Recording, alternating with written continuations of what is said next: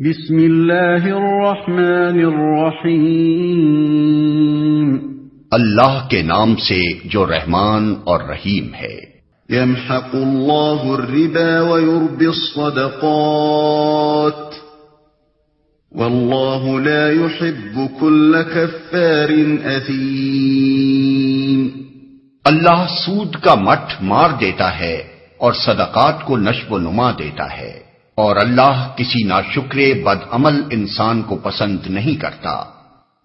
اور صدقات کو نشو و نما دیتا ہے۔ اس آیت میں ایک ایسی صداقت بیان کی گئی ہے جو اخلاقی اور روحانی حیثیت سے بھی سراسر حق ہے اور معاشی و تمدنی حیثیت سے بھی۔ اگرچہ بظاہر سود سے دولت بڑھتی نظر آتی ہے اور صدقات سے گھٹتی ہوئی محسوس ہوتی ہے، لیکن در حقیقت معاملہ اس کے برعکس ہے۔ خدا کا قانون فطرت یہی ہے کہ سود اخلاقی و روحانی اور معاشی و تمدنی ترقی میں نہ صرف مانع ہوتا ہے بلکہ تنزل کا ذریعہ بنتا ہے، اور اس کے برعکس صدقات سے، جن میں قرض حسن بھی شامل ہے، اخلاق و روحانیت اور تمدن و معیشت ہر چیز کو نشو و نما نصیب ہوتا ہے۔ اخلاقی اور روحانی حیثیت سے دیکھیے تو یہ بات بالکل واضح ہے کہ سود دراصل خود غرضی، بخل، تنگ دلی اور سنگ دلی جیسی صفات کا نتیجہ ہے، اور وہ انہی صفات کو انسان میں نشو و نما بھی دیتا ہے۔ اس کے برعکس صدقات نتیجہ ہیں فیاضی، ہمدردی، فراخ دلی اور عالی ظرفی جیسی صفات کا، اور صدقات پر عمل کرتے رہنے سے یہی صفات انسان کے اندر پرورش پاتی ہیں۔ کون ہے جو اخلاقی صفات کے ان دونوں مجموعوں میں سے پہلے مجموعے کو بدترین اور دوسرے کو بہترین نہ مانتا ہو؟ تمدنی حیثیت سے دیکھیے تو بادنا تعامل یہ بات ہر شخص کی سمجھ میں آ جائے گی کہ جس سوسائٹی میں افراد ایک دوسرے کے ساتھ خود غرضی کا معاملہ کریں، کوئی شخص اپنی ذاتی غرض اور اپنے ذاتی فائدے کے بغیر کسی کے کام نہ آئے، ایک آدمی کی حاجت مندی کو دوسرا آدمی اپنے لیے نفع اندوزی کا موقع سمجھے اور اس کا پورا فائدہ اٹھائے، اور مالدار طبقوں کا مفاد عامت الناس کے مفاد کی ضد ہو جائے، ایسی سوسائٹی کبھی مستحکم نہیں ہو سکتی۔ اس کے افراد میں آپس کی محبت کے بجائے باہمی بغض و حسد اور بے دردی و بے تعلقی نشو و نما پائے گی۔ اس کے اجزاء ہمیشہ انتشار و پراگندگی کی طرف مائل رہیں گے، اور اگر دوسرے اسباب بھی صورتحال کے لیے مددگار ہو جائیں تو ایسی سوسائٹی کے اجزاء کا باہم متصادم ہو جانا بھی کچھ مشکل نہیں ہے۔ اس کے برعکس جس سوسائٹی کا اجتماعی نظام آپس کی ہمدردی پر مبنی ہو، جس کے افراد ایک دوسرے کے ساتھ فیاضی کا معاملہ کریں، جس میں ہر شخص دوسرے کی حاجت کے موقع پر فراخ دلی کے ساتھ مدد کا ہاتھ بڑھائے، اور جس میں باوسیلہ لوگ بے وسیلہ لوگوں سے ہمدردانہ اعانت یا کم از کم منصفانہ تعاون کا طریقہ برتیں، ایسی سوسائٹی میں آپس کی محبت، خیر خواہی اور دلچسپی نشو و نما پائے گی۔ اس کے اجزاء ایک دوسرے کے ساتھ پیوستہ اور ایک دوسرے کے پشتیبان ہوں گے، اس میں اندرونی نزاع و تصادم کو راہ پانے کا موقع نہ مل سکے گا، اس میں باہمی تعاون اور خیر خواہی کی وجہ سے ترقی کی رفتار پہلی قسم کی سوسائٹی کے بنسبت بہت زیادہ تیز ہوگی۔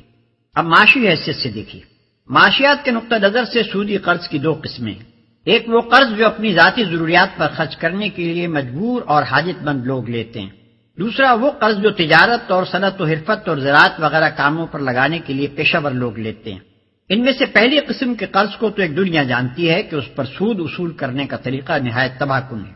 دنیا کا کوئی ملک ایسا نہیں ہے جس میں مہاجن افراد اور مہاجنی ادارے اس ذریعے سے غریب مزدوروں، کاشتکاروں اور قلیل المعاش عوام کا خون نہ چوس رہے ہوں۔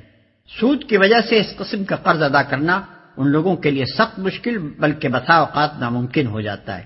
پھر ایک قرض کو ادا کرنے کے لیے وہ دوسرا اور تیسرا قرض لیتے چلے جاتے ہیں، اصل رقم سے کئی گنا سود دے چکنے پر بھی اصل رقم جوں کی توں باقی رہتی ہے۔ محنت پیشہ آدمی کی آمدنی کا بیشتر حصہ مہاجن لے جاتا ہے، اور اس غریب کی اپنی کمائی میں سے اس کے پاس اپنا اور اپنے بچوں کا پیٹ پالنے کے لیے بھی کافی روپیہ نہیں بچتا۔ یہ چیز رفتہ رفتہ اپنے کام سے کارکنوں کی دلچسپی ختم کر دیتی ہے، کیونکہ جب ان کی محنت کا پھل دوسرا لے اڑے گا تو وہ کبھی دل لگا کر محنت نہیں کر سکتے۔ پھر سودی قرض کے جال میں پھنسے ہوئے لوگوں کو ہر وقت کی فکر اور پریشانی اس قدر گھلا دیتی ہے، اور تنگدستی کی وجہ سے ان کے لیے صحیح غذا اور علاج اس قدر مشکل ہو جاتا ہے کہ ان کی صحتیں کبھی درست نہیں رہ سکتی۔ اس طرح سودی قرض کا حاصل یہ ہوتا ہے کہ چند افراد تو لاکھوں آدمیوں کا خون چوس چوس کر موٹے ہوتے رہتے ہیں، مگر بحیثیت مجموعی پوری قوم کی پیدائش دولت اپنے امکانی معیار کی بنسبت بہت گھٹ جاتی ہے، اور معال کار میں خود وہ خون چوسنے والے افراد بھی اس کے نقصانات سے نہیں بچ سکتے، کیونکہ ان کی اس خود غرضی سے غریب عوام کو جو تکلیفیں پہنچتی ہیں ان کی بدولت مالدار لوگوں کے خلاف غصے اور نفرت کا ایک طوفان دلوں میں اٹھتا اور گھٹتا رہتا ہے،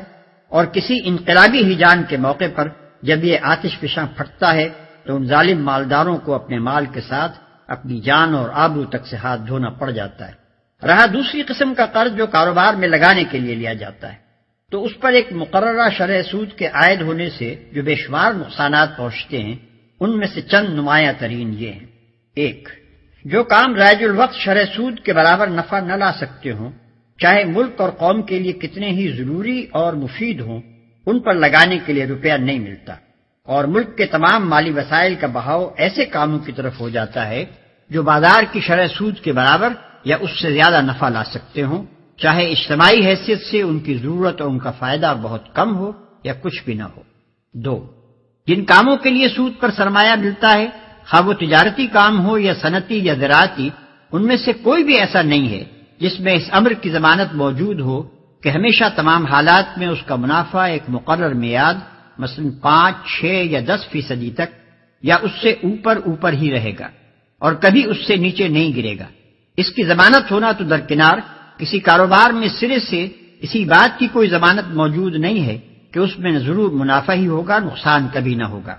لہذا کسی کاروبار میں ایسے سرمایہ کا لگنا جس پر سرمایہ دار کو ایک مقررہ شرح کے مطابق منافع دینے کی ضمانت دی گئی ہو، نقصان اور خطرے کے پہلوؤں سے کبھی خالی نہیں ہو سکتا۔ تین، چونکہ سرمایہ دینے والا کاروبار کے نفع و نقصان میں شریک نہیں ہوتا بلکہ صرف منافع، اور وہ بھی ایک مقرر شرح منافع کی ضمانت پر روپیہ دیتا ہے، اس وجہ سے کاروبار کی بھلائی اور برائی سے اس کو کسی قسم کی دلچسپی نہیں ہوتی۔ وہ انتہائی خود غرضی کے ساتھ صرف اپنے منافع پر نگاہ رکھتا ہے، اور جب کبھی اسے ذرا سا اندیشہ لاحق ہو جاتا ہے کہ منڈی پر کساد بازاری کا حملہ ہونے والا ہے تو وہ سب سے پہلے اپنا روپیہ کھینچنے کی فکر کرتا ہے۔ اس طرح کبھی تو محض اس کے خود غرضانہ اندیشوں ہی کی بدولت دنیا پر کساد بازاری کا واقعی حملہ ہو جاتا ہے، اور کبھی اگر دوسرے اسباب سے کساد بازاری آ گئی ہو تو سرمایہ دار کی خود غرضی اس کو بڑھا کر انتہائی تباہ کن حد تک پہنچا دیتی ہے۔ سود کے یہ تین نقصانات تو ایسے سری ہیں کہ کوئی شخص جو علم المعیشت سے تھوڑا سا مس بھی رکھتا ہو ان کا انکار نہیں کر سکتا۔ اس کے بعد یہ مانے بغیر کیا چارہ ہے کہ فی الواقع اللہ تعالیٰ کے قانون فطرت کی روح سے سود معاشی دولت کو بڑھاتا نہیں بلکہ گھٹاتا ہے۔ اب ایک نظر صدقات کے معاشی اثرات و نتائج کو بھی دیکھ لیجیے۔ اگر سوسائٹی کے خوشحال افراد کا طریقہ کار یہ ہو کہ وہ اپنی حیثیت کے مطابق پوری فراخ دلی کے ساتھ اپنی اور اپنے اہل و عیال کی ضروریات خریدیں، پھر جو روپیہ ان کے پاس ان کی ضرورت سے زیادہ بچے اسے غریبوں میں بانٹ دیں تاکہ وہ بھی اپنی ضروریات خرید سکیں، پھر اس پر بھی جو روپیہ بچ جائے اسے یا تو کاروباری لوگوں کو بلا سود قرض دیں یا شرکت کے اصول پر ان کے ساتھ نفع و نقصان میں حصہ دار بن جائیں، یا حکومت کے پاس جمع کر دیں کہ وہ اجتماعی خدمات کے لیے ان کو استعمال کرے۔ تو ہر شخص تھوڑے سے غور و فکر ہی سے اندازہ کر سکتا ہے کہ ایسی سوسائٹی میں تجارت اور صنعت اور زراعت ہر چیز کو بے انتہا فروغ حاصل ہوگا، اس کے عام افراد کی خوشحالی کا معیار بلند ہوتا چلا جائے گا، اور اس میں بحیثیت مجموعی دولت کی پیداوار اس سوسائٹی کی بنسبت بدرجہ زیادہ ہوگی جس کے اندر سود کا رواج ہو۔ اور اللہ کسی ناشکرے بد عمل انسان کو پسند نہیں کرتا۔ ظاہر ہے کہ سود پر روپیہ وہی شخص چلا سکتا ہے جس کو دولت کی تقسیم میں اس کی حقیقی ضرورت سے زیادہ حصہ ملا ہو۔ یہ ضرورت سے زیادہ حصہ جو ایک شخص کو ملتا ہے قرآن کے نقطہ نظر سے دراصل اللہ کا فضل ہے، اور اللہ کے فضل کا صحیح شکر یہ ہے کہ جس طرح اللہ نے اپنے بندے پر فضل فرمایا ہے اسی طرح بندہ بھی اللہ کے دوسرے بندوں پر فضل کرے۔ اگر وہ ایسا نہیں کرتا بلکہ اس کے برعکس اللہ کے فضل کو اس غرض کے لیے استعمال کرتا ہے کہ جو بندے دولت کی تقسیم میں اپنی ضرورت سے کم حصہ پا رہے ہیں ان کے قلیل حصے میں سے بھی وہ اپنی دولت کے زور پر ایک ایک جز اپنی طرف کھینچ لے تو حقیقت میں وہ ناشکرا بھی ہے اور ظالم، جفاکار اور بد عمل بھی۔